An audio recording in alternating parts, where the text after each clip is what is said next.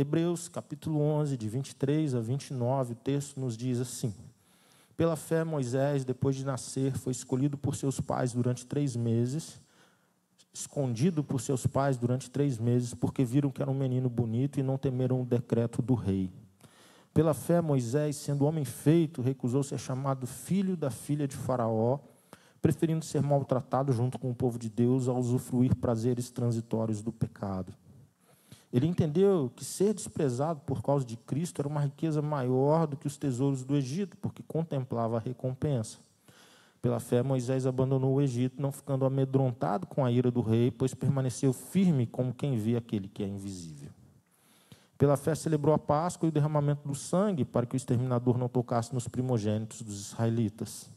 Pela fé, os israelitas atravessaram o Mar Vermelho como por terra seca.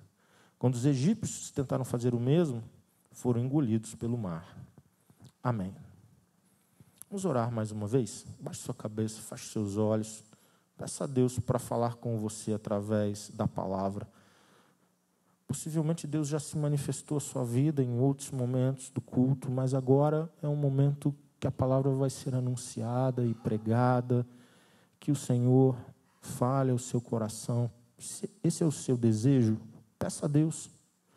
Senhor, em nome de Jesus, faz calar qualquer outra voz nesse lugar, para que somente a voz do Senhor seja ouvida e ouvida com clareza por cada um de nós. Traz cativo, Deus, o nosso pensamento ao Senhor. Livra-nos, Deus, de ficarmos divagando e nos lembrando de outras coisas. E estarmos aqui apenas de corpo, mas não completamente dedicados e abertos àquilo que o Senhor tem para tratar conosco através da Tua palavra. Nós temos muitas limitações, Deus, e eu especialmente, mas eu peço que em nome de Jesus, Pai, o Espírito do Senhor conduza tudo e a todos para entendimento da Tua palavra, em nome de Jesus. Amém. Nós estamos na sequência de um capítulo muito especial, que é o capítulo 11 de Hebreus. Nós já sabemos que essa carta foi escrita para um povo de crentes que haviam deixado o judaísmo e que estavam sofrendo muito por conta disso. Estavam sofrendo perda de bens, estavam sofrendo prisão e até mesmo o risco de morte, e possivelmente alguns perderam a vida. Com tudo isso, com toda essa contrariedade, alguns estavam desistindo de caminhar com Jesus e retornando para o judaísmo. Ou eles estavam muito tentados a fazerem isso. Essa carta, então, é escrita... Obrigado. Essa carta, então, é escrita para pessoas que, naquele momento, viviam muitas dificuldades, estavam tentadas a olharem para trás e retrocederem, e para nós, hoje, que também lidamos com muitas tentações de desistência. Também nós, hoje, que muitas vezes somos tentados a deixar de lado e a abandonar, seja congregação, seja ministério, seja atividades que glorificam ao Senhor, e muitas delas atividades da igreja. Quantas vezes nós nos pegamos titubeando, dando assim um certo migué, dando uma desculpa, porque, na verdade, o nosso coração não está inclinado para aquilo, nossa mente não está inclinada para aquilo. Quantas vezes nós nos pegamos em crises interiores, porque estamos cansados, porque temos pouco tempo, por isso, por aquilo, por aquilo, por aquilo, por aquilo, por aquilo e por aquilo outro mais. Mas, na verdade, quando nós racionalizamos e dizemos, eu tenho tais e tais motivos, eu tenho uma lista de motivos, isso não nos traz paz. Porque o cristão é chamado a perseverar com Deus e a perseverar na comunidade de fé. É nessa carta que nós temos, talvez, o texto mais claro sobre pessoas não deixarem de congregar. Porque é um sintoma, a desistência é um sintoma ruim, e que era um dos passos que aqueles que deixavam a fé cristã e retornavam para o judaísmo, davam. Nesse caminho de retorno, de abandono da fé cristã, de abandono de Jesus, para retorno do judaísmo, uma das paradas era desistir de congregar, desistir de ministério, desistir de se relacionar com os irmãos, desistir de orar, desistir de ler a Bíblia. Era desistir. E nenhum coração de um servo de Deus estará em paz nessas condições. Não é no afastamento da congregação que nós encontramos mais descanso, mas é na modulação do todo da nossa vida para que haja espaço para todas as coisas. E não no sacrifício daquilo que é espiritual, daquilo que é orgânico, nos relacionamentos e etc. Mas, muitas vezes, para a manutenção de uma série de atividades que nós priorizamos, nós começamos a trabalhar com a ideia e depois nós começamos a construir aquela ideia que nós elaboramos, nós colocamos em prática, que tem a ver com o quê? Com um estilo de cristianismo quase que marcado por um único evento, o domingo à noite, numa congregação. Porque se eu for regularmente, eu posso até faltar de vez em quando, regularmente a uma igreja cristã evangélica, com certa regularidade no domingo à noite, eu consigo manter o status de cristão, eu consigo manter o status de crente, eu consigo manter um status que, aparentemente, as pessoas olham e dizem, ele está bem, ele é crente, ele vai à igreja. Mas isso é muito pouco diante do chamado e do propósito de Deus para nós, e isso, em momento algum, nos realiza espiritualmente, nos edifica espiritualmente, nos faz pulsar cada vez mais por Deus. Para usar um termo contemporâneo, nós não queimamos por Deus, mas nós cumprimos aquilo que é o mínimo suficiente para não perdermos o status que nós construímos, porque ficaria muito ruim também lidar com isso. Só que quando nós olhamos a nossa vida, quais são as contrariedades ou obstáculos que temos nas nossas vidas e comparamos com aqueles irmãos que eram espoliados nos seus bens, perdiam casa, perdiam terreno, perdiam o carro, perdia tudo. Começava com isso, eles tiravam os bens. Aqueles que permaneciam na fé, eles eram presos.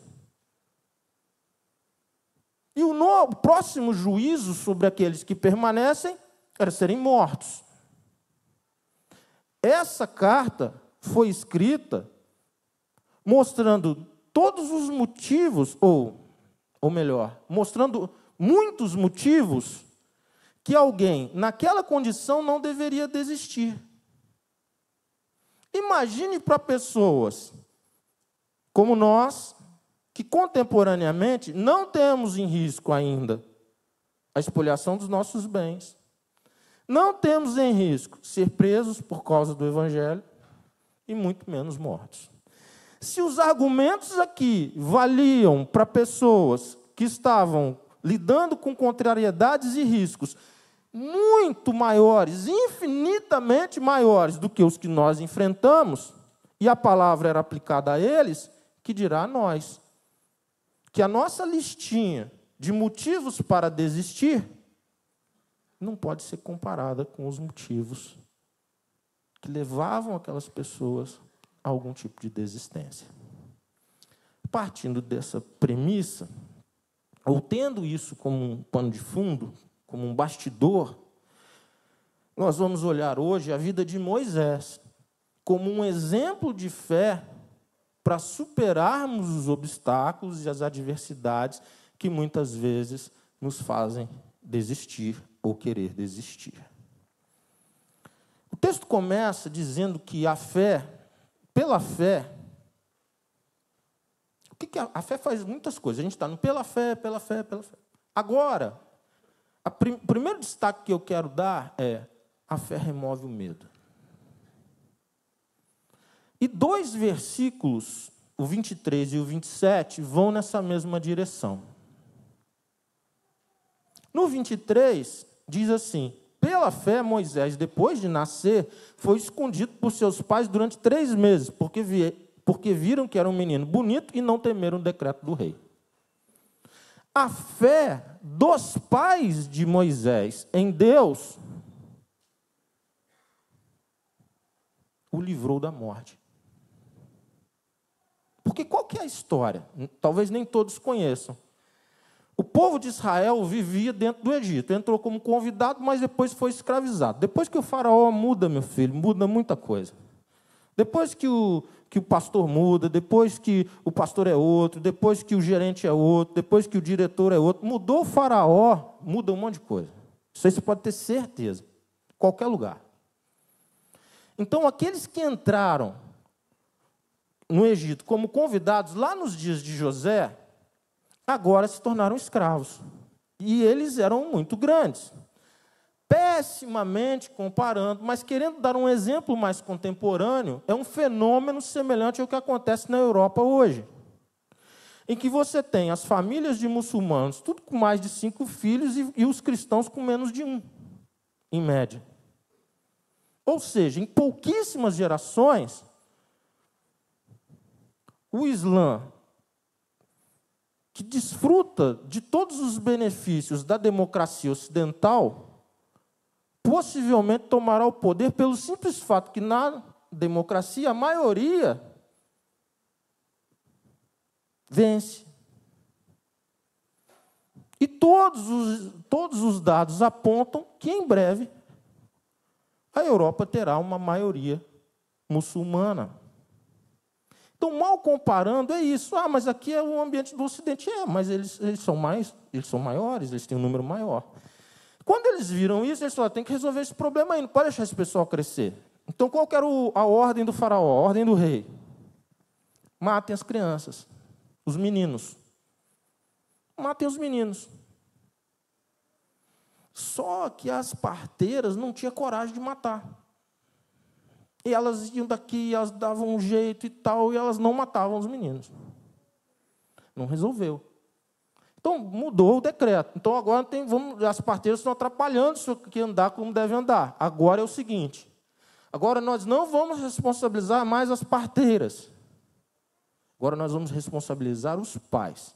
Os pais têm que pegar os seus filhos e colocar no Rio Nilo. Vai morrer tudo no Rio Nilo. Todos os meninos.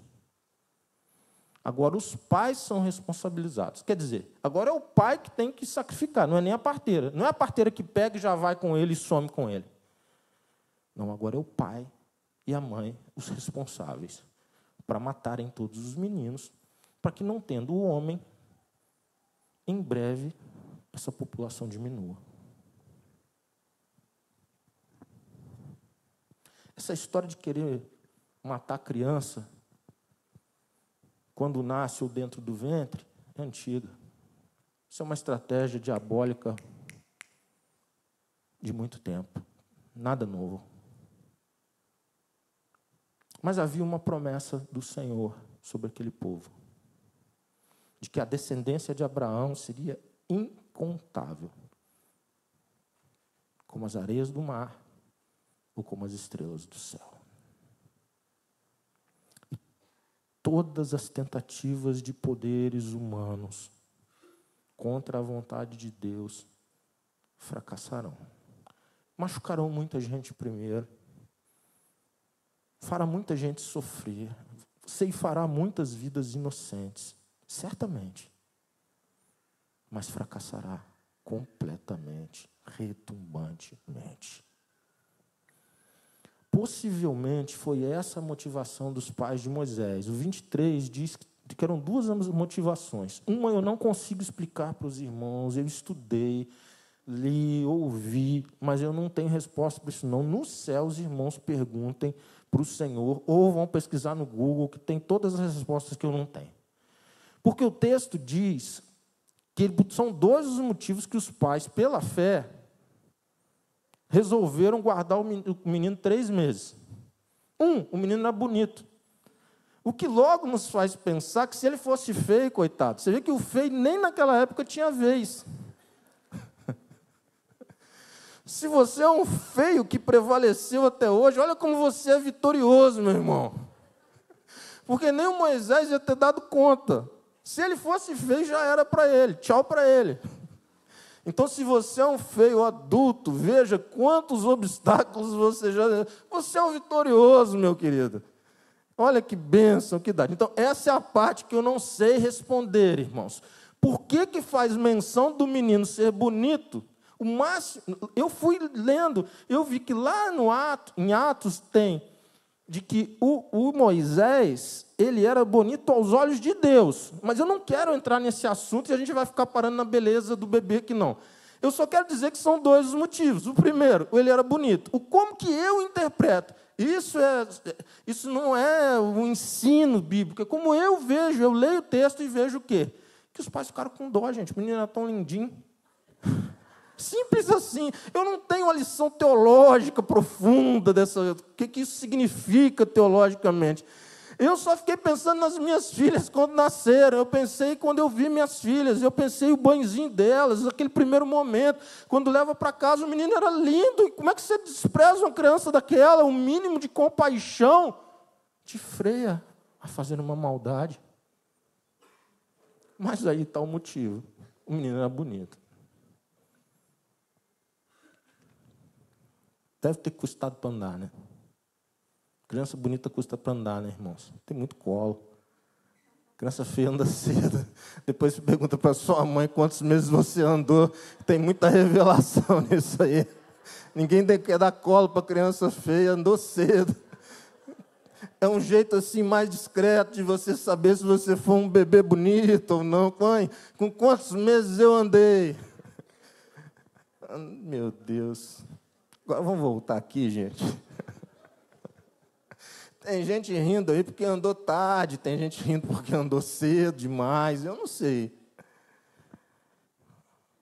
2 motivos que os pais escolhem ir contra o decreto do rei. O menino era bonito.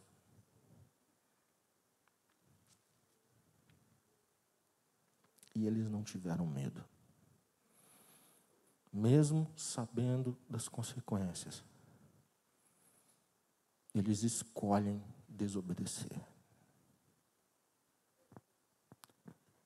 E aqui tem lições profundas. A principal delas é que nem toda lei deve ser obedecida. Quando que um líder, por exemplo, na igreja, para a gente falar da igreja começo, quando que um líder deve ser desobedecido? Quando o liderado não gosta? Quando que um líder deve ser desobedecido? Veja que eu não estou perguntando nem se o líder pode ser desobedecido. O líder numa igreja, ele deve ser desobedecido quando ele orienta qualquer coisa que esteja desalinhado com a palavra. Ele deve ser alertado, ele deve ser orientado, e se ele resistir, ele deve ser desobedecido. Irmãos, qualquer outro motivo, eu não gosto, eu não concordo, eu não aceito, esquece, acabou, está fechando Bíblia. A gente pode matar uma galinha e conversar sobre isso, a gente pode fazer um peixe, conversar sobre isso, a gente pode fazer um monte de coisa para bater papo. Mas, biblicamente, eu devo desobedecer o líder quando ele peca ou conduz ao pecado, e eu devo obedecer o líder em qualquer outra circunstância. Eu gostando, não gostando, querendo, não querendo, aí são outras questões. Mas eu não tenho mais um motivo bíblico para isso. Eu posso ter um motivo meu, pessoal, que precisa ser tratado em mim, mas não pela palavra. Isso é interessante, irmãos, porque quando a gente lê isso na Bíblia, a gente tem a tendência de não gostar. É engraçado isso, né? Ninguém, nossa, que bênção que é esse ensino, glória a Deus, não teve nenhum aleluia, nenhum glória a Deus, nem, nossa, que que avivamento, mas é exatamente o que a Bíblia ensina sobre essa relação entre líderes e liderados, e é por isso que a Bíblia tão claramente orienta que liderados, ou que a igreja, orem pelos seus líderes. Por quê? Porque a direção deles, o que faz um líder, gente? O que faz um líder? O que faz um líder na igreja? A gente pode falar de tantas coisas, normalmente a gente fala de ações, são as ações que a pessoa tem, a agenda do cargo. Mas isso não é bem o que um líder faz, aquelas ações eles estão a serviço de alguma coisa, aquelas ações têm um objetivo. Qual é o objetivo daquele sem número de ações? Conduzir uma visão. Um pastor, um líder, o que ele faz? Ele conduz uma visão. Essa visão precisa estar completamente amparada pela palavra de Deus. Em tudo precisa estar sob o escudo ou proteção da palavra de Deus, mas no final das contas, o que líderes, pastores e líderes de ministério e líderes de PGM, eles conduzem uma visão, eles constroem uma visão com pessoas. Isso que pastores fazem. São motoristas. Dirigem uma visão. Pessoas podem gostar daquela visão e se identificar com elas? Sim. Pessoas podem odiar aquela visão e não se identificarem com elas? Podem. O que a gente não deveria tentar fazer? Que o líder tivesse que dirigir uma visão que não é a dele. Isso é querer colocar um número que não é o dele para ele calçar, uma roupa que não é a dele para ele vestir. E lá o exemplo de Davi, quando vai enfrentar Golias, já ensina que isso não dá certo. Não adianta querer botar a armadura do rei grandão no gurizinho que não cabe, ele não conseguia nem se movimentar com aquilo. Por quê? Porque não era dele. Não adianta querer agora dar uma arma de guerra para ele lutar. Por quê? Porque ele vai lutar como quem ele é, com a identidade dele. Se ele foi o escolhido de Deus para liderar aquele momento, ele precisa ir nessa condição, que é própria dele, e não como que outras pessoas fariam. Está dizendo, então, que nunca poderia usar uma armadura? Não, está dizendo que aquela não serve para ele, que as outras todas são formidáveis. Não tem problema nenhum nem com a armadura, ou com a lança, ou com a arma. Mas por que não é para ele? Porque se ele foi escolhido naquele momento para liderar aquele povo de Deus naquela circunstância, poderia ser qualquer outra, ele tem que estar alinhado com a história e com a identidade que ele construiu com Deus. E todo o povo, mesmo que não entenda, que não concorde, que ache uma coisa, é abençoado por isso. Quantos problemas nós poderíamos evitar no povo de Deus, irmãos? Pelo simples fato de nós entendermos os papéis. Líder honesto, transparente, bíblico, e por aí vai. Com as virtudes que a Bíblia orienta. São as pessoas que mais servem. Por que ele lidera? Porque ele serve. Quem vai liderar muita gente? Quem servir muita gente. Quem serve muita gente, lidera muita gente. Quem serve pouca gente, lidera pouca gente. Quem não serve ninguém, não lidera ninguém. Porque liderança cristã é serviço. Liderança cristã não é folga em cima dos fiéis. O contrário disso. É serviço em favor das pessoas. Obrigado, Natan. Por falar em serviço, muito obrigado pelo seu serviço.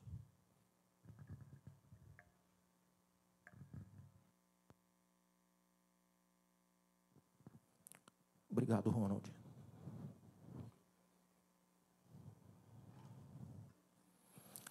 Quem serve muitos, lidera muitos. Quem serve poucos, lidera poucos. Quem serve alguns, lidera alguns. Quem não serve ninguém, não lidera ninguém. Líderes conduzem uma visão, com a sua identidade, com a sua história.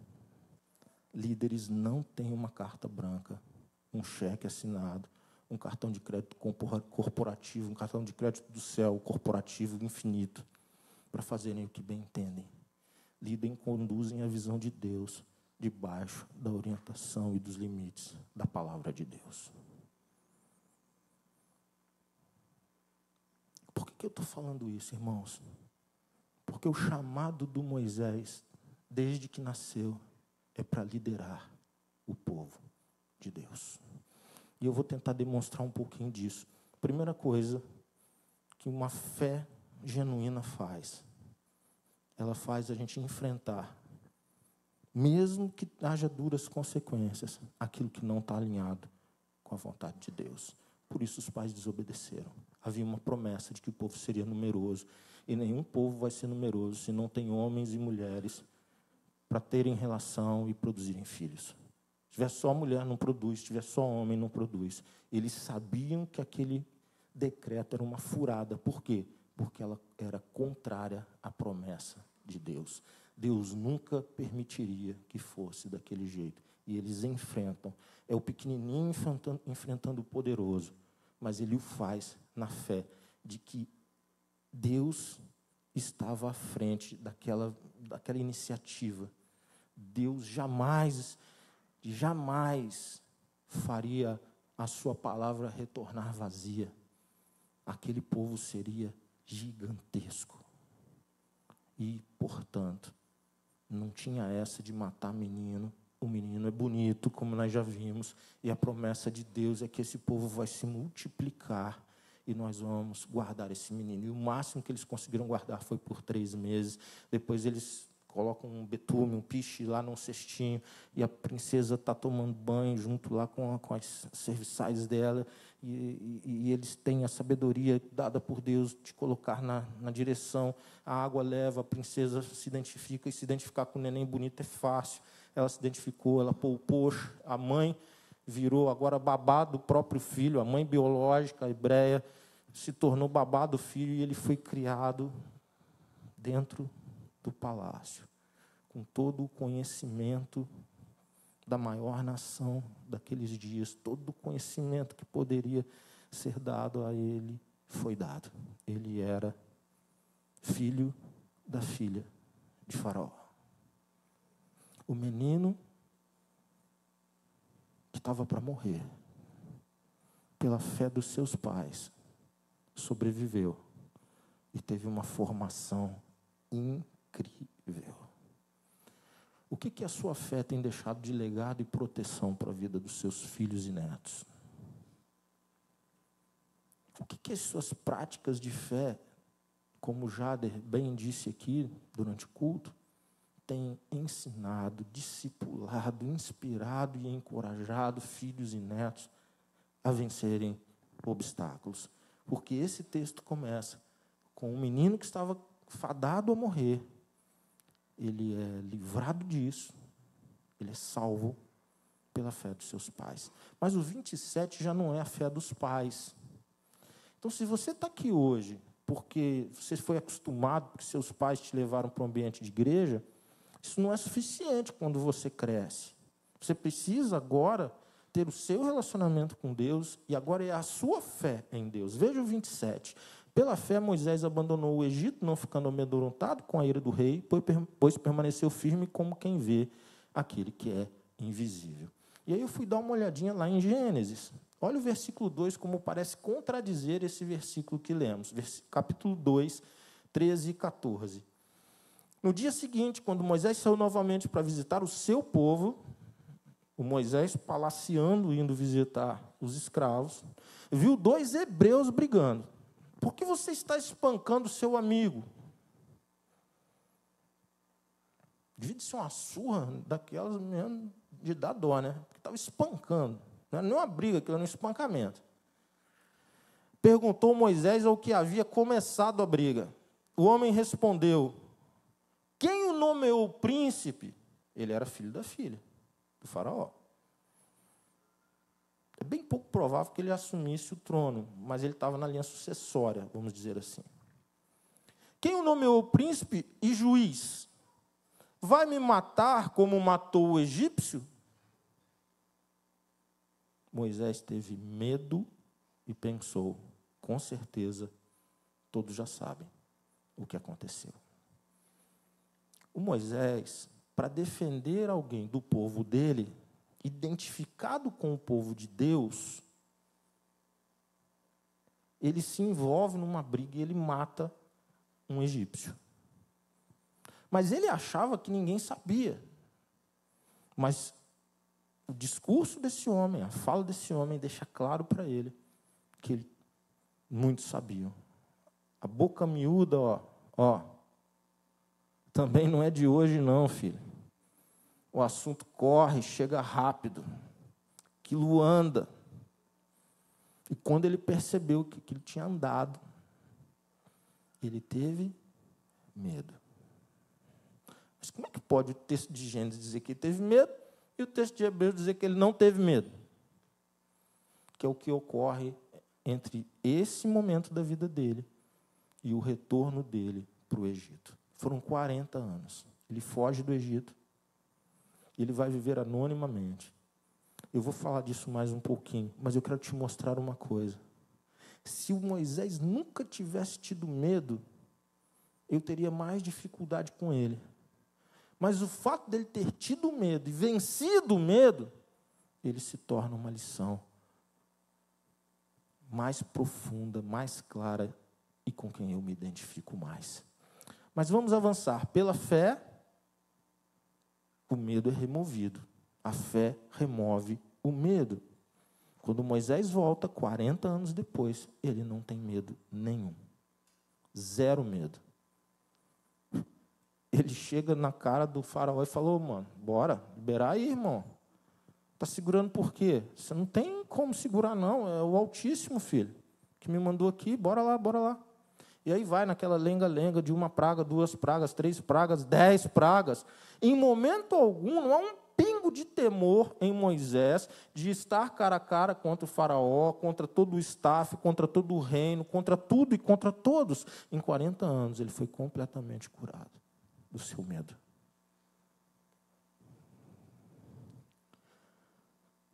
Irmãos, isso aqui é tremendo. Porque tem gente que 40 anos depois está dirigida pelo medo, está dirigido pelo medo. Construiu a vida. Casou, criou filhos, teve netos, completamente dirigido, dominado pelo medo. O que o Moisés viveu,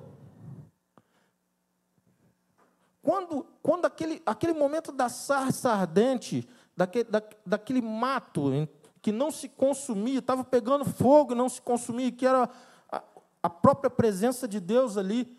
Quando ele tem, de fato, um momento importante com Deus, ele é curado. Ele é absolutamente curado. Levou tempo? Levou. Precisou se afastar? Precisou. Mas Deus vem ao encontro daqueles que estão com medo. Deus vem ao encontro daqueles que, por circunstâncias, erraram, e ter matado o egípcio é um erro brutal. E a Bíblia não esconde os erros dos seus heróis. Não é assim, graças a Deus que ele matou o egípcio, ele não deveria ter feito isso. E ele sofreu 40 anos, ele teve que sair de onde ele estava, e ele ficou pedido no Egito. Quando a Interpol daquela época trocava lá os nomes e tal, aparecia a carinha do Moisés lá, estava pedido em tudo quanto é lugar, foi para o anonimato e largou tudo aquilo ali. Mas 40 anos depois, esse homem, 40 anos é rápido, irmãos. 40 anos é rápido. A gente aprende isso à medida que vive. Em 40 anos, ele foi curado pela graça do Senhor. E eu desejo isso para a sua vida. Eu desejo que você seja curado ou curada dos medos que dirigem você até hoje.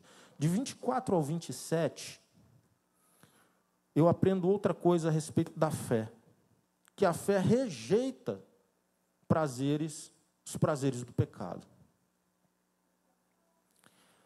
Pela fé, 24, pela fé, Moisés, sendo homem feito, recusou ser chamado filho da filha de Faraó, preferindo ser maltratado junto com o povo de Deus a usufruir prazeres transitórios do pecado. Ele entendeu que ser desprezado por causa de Cristo era uma riqueza maior que os tesouros do Egito, porque contemplava a recompensa. Pela fé, Moisés abandonou o Egito, não ficando amedrontado com a do rei, depois permaneceu firme. Ok, quero mostrar uma coisa para vocês. O Moisés, que foge com medo, mas antes disso, ele vai rejeitando a vida palaciana e ele vai se identificando com um povo, que era o dele. Só que era muito ruim se identificar com aquele povo. Seria mais ou menos assim, você pegar alguém Você já viu uma fila gigantesca assim, no consulado do Brasil nos Estados Unidos, de um monte de americano querendo visto do Brasil? O que vocês acham? Eles vão ter que reclamando que está um atraso, assim, que está tudo quanto é americano, tudo quanto é inglês, sueco, a Suécia, tudo querendo ter passaporte brasileiro. A Noruega. Não cabe no nosso pensamento. Por que não cabe? Porque as pessoas não querem deixar aquilo que é melhor, mais maduro, mais estabelecido, etc., etc., para enfim.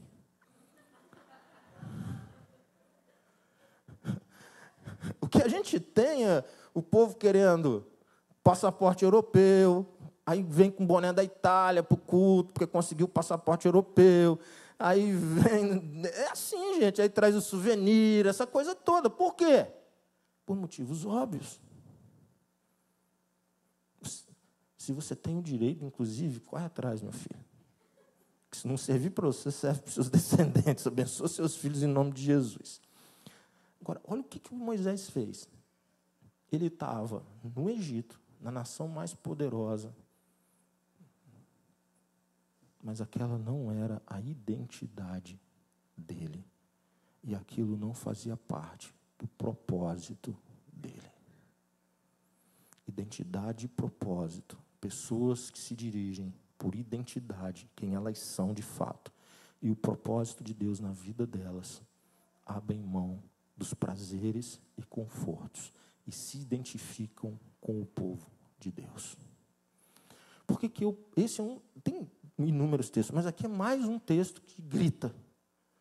Não dá para a gente pensar num cristianismo saudável de pessoas que não participam de uma igreja local. Pastor, mas pode ser salvo? Ser salvo pode, porque salvação é individual. Não estou discutindo salvação. Alguém pode ter encontrado a salvação, se decepcionado na igreja, se afastou da igreja e ela é salva. Ela não deixou de ser salva. A obra de Jesus Cristo continuou feita na vida dela e assim será eternamente. Mas eu estou dizendo que um cristianismo saudável é feito de pessoas que se identificam com o povo de Deus, porque isso faz parte da identidade e do propósito delas. Gente de Deus abre mão dos prazeres para estar enfiado no meio do povo de Deus.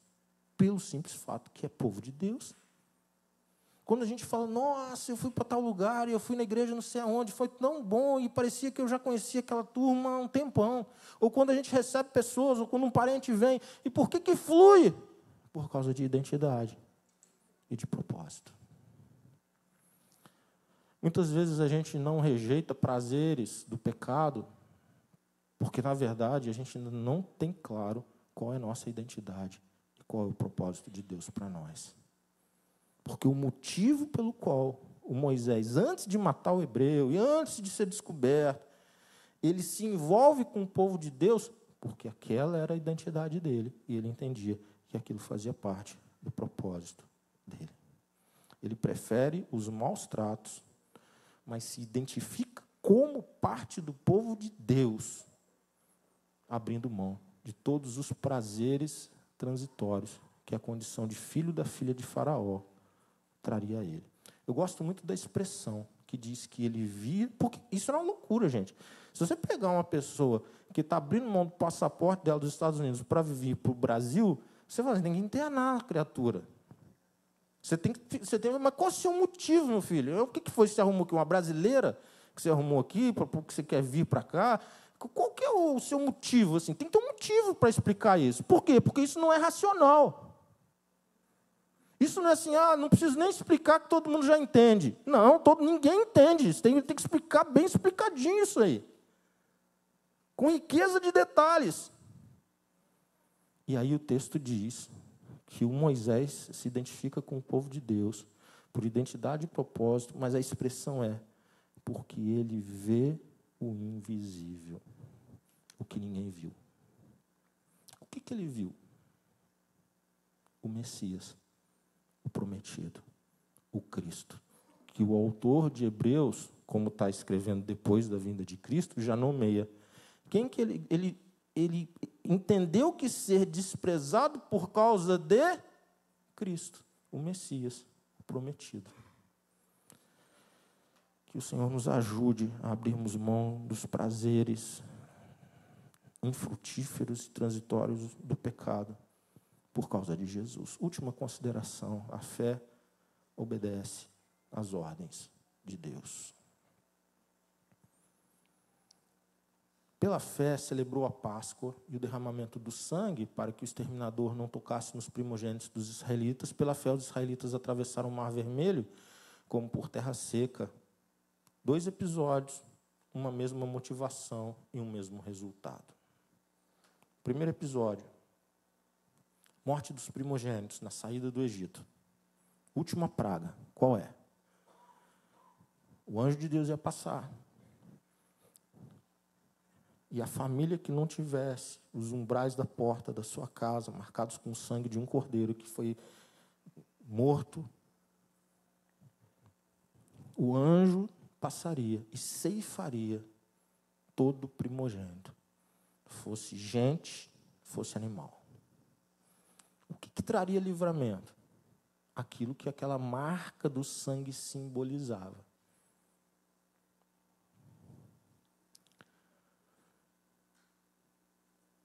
A gente lê o texto da glória a Deus, aleluia, lembra de Jesus, conhece a história de Jesus, do sacrifício da cruz, etc, etc. A gente sabe tudo isso. Então, é uma relação clara que a gente faz. Eles tinham isso? Não. Peraí. Que história é essa que eu vou matar um animal, vou fazer todo esse ritual, a gente vai comer o animal, vai chamar a família, os pobrezinhos vão juntar, tudo que o texto diz da Páscoa. Mas que no final a gente vai marcar com sangue uma porta e a gente vai ser livre.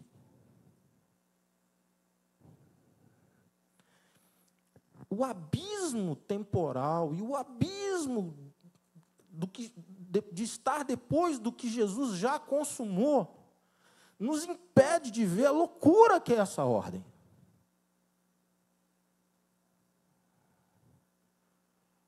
Mas eles creram. Eles escolheram crer pelo simples fato que vinha de Deus. E todos aqueles que obedeceram foram libertos, foram livres, foram poupados da morte pelo sangue do Cordeiro. Quem escolhe obedecer recebe como livramento, recebe a recompensa, o livramento. Segundo o exemplo que ele dá. Aí vem, os primogênitos morrem, de todos aqueles que não tinham obedecido a Deus. Todos os desobedientes pagaram um preço altíssimo e o povo é liberto. O povo pé na estrada, pega a riqueza do Egito, embora, aquela festa, aquela euforia, aquela coisa toda. Já estavam longe.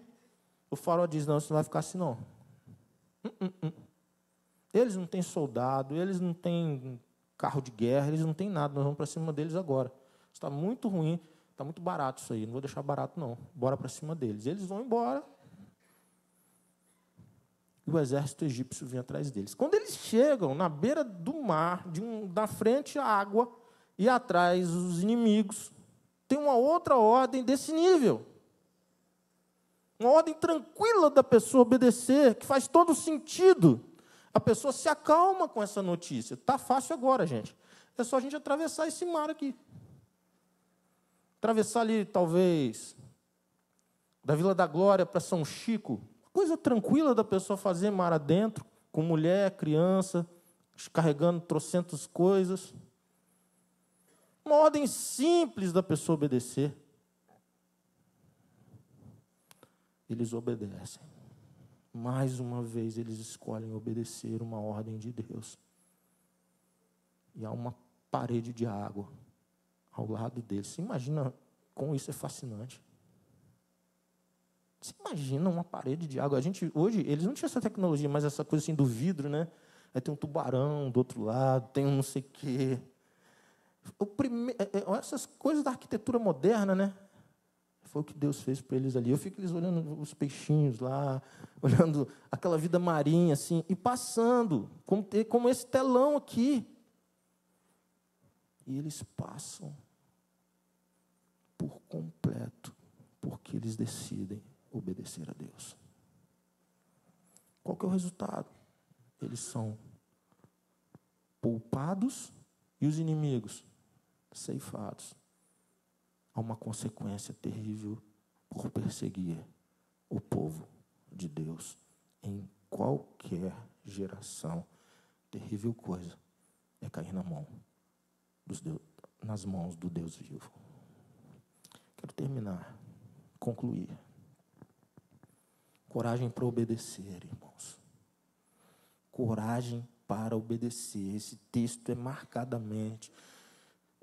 a marca dele é coragem para seguir em frente, coragem para persistir, coragem para avançar, coragem para estar com Deus acima das circunstâncias, coragem para obedecer aquilo que deve ser obedecido, coragem para desobedecer aquilo que deve ser desobedecido.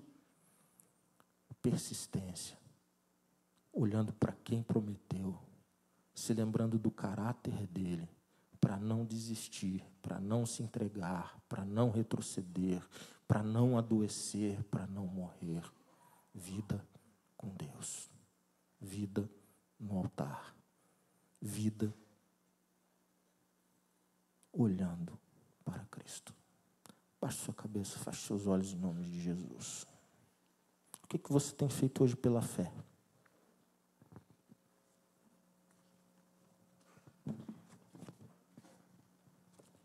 Você veja que na nossa cultura, essa questão é tão deturpada, e essa é uma cultura forte no Rio de Janeiro, que é o jogo do bicho. O cara não joga no bicho, ele faz uma fezinha. E tem um monte de gente que está fazendo fezinha. Nisso, naquilo, numa circunstância, na trimania, no bicho, não sei no quê, uma fezinha de que alguém, alguma pessoa vai fazer uma amizade com um poderoso, alguém vai abrir portas. Isso nada tem a ver com a fé bíblica.